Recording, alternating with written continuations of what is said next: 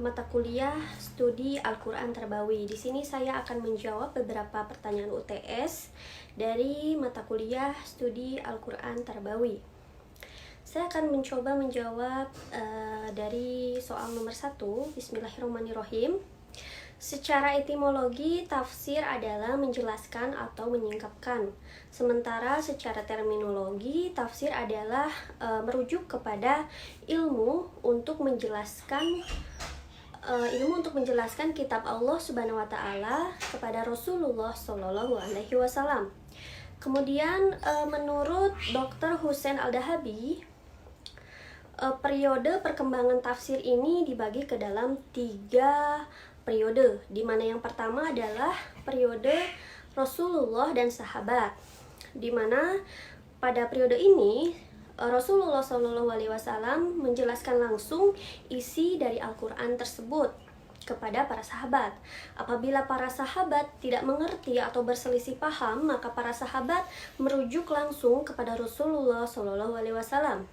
Kemudian periode yang kedua adalah periode pada masa para tabi'in, di mana para tabi'in ini membandingkan Al-Quran dengan Al-Quran, kemudian Al-Quran dengan hadis, kemudian Al-Quran dengan pendapat para sahabat, yang kemudian para tabi'in ini menafsirkan Al-Quran berdasarkan ijtihad.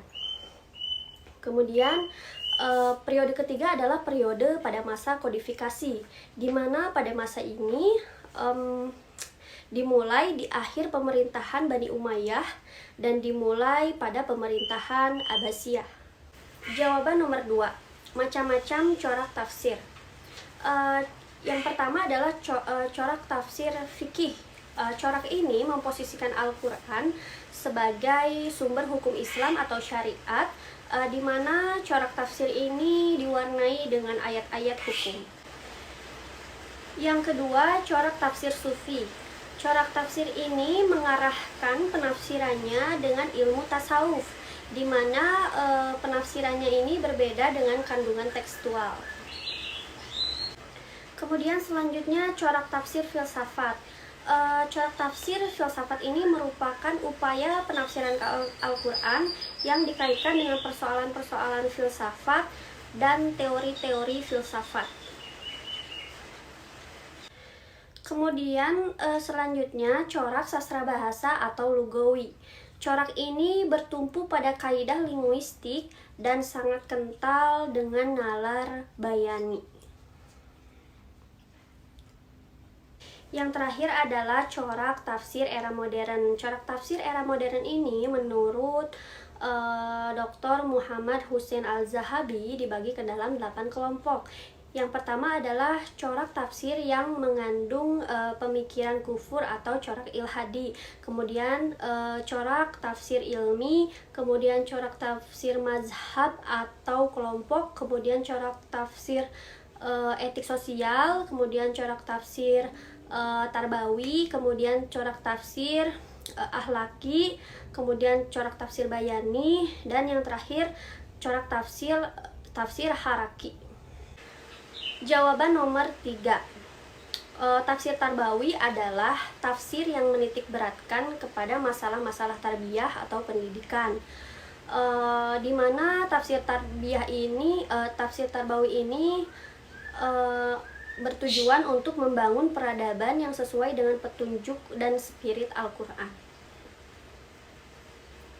Adapun contoh dari tafsir tarbawi terdapat dalam Al-Quran, yaitu Quran Surat Al-Mujadalah ayat 11, di mana pada Quran Surat Al-Mujadalah ayat 11 ini terdapat terminologi yang menunjukkan bahwa sangat pentingnya pendidikan. Allah Subhanahu wa taala akan mengangkat derajat orang-orang yang beriman dan berilmu. Jawaban nomor 4. Tafsir tarbawi dalam Quran Surat Al-Alaq ayat 1-5. Menurut Muhammad Quraisy Shihab dalam tafsir Al-Misbah.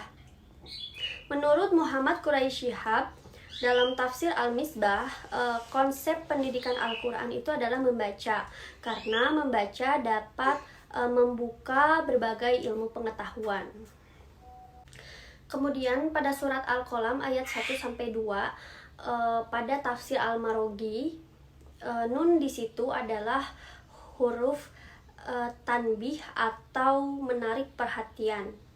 Kemudian menurut tafsir Al-Azhar, terdapat keterkaitan pada lafaz kolam pada Quran Surat Al-Alaq dan Quran Surat Al-Qalam, di mana keduanya menjelaskan mengenai sangatlah penting pena dalam hidup manusia, karena dengan pena lah seseorang mencatat ilmu.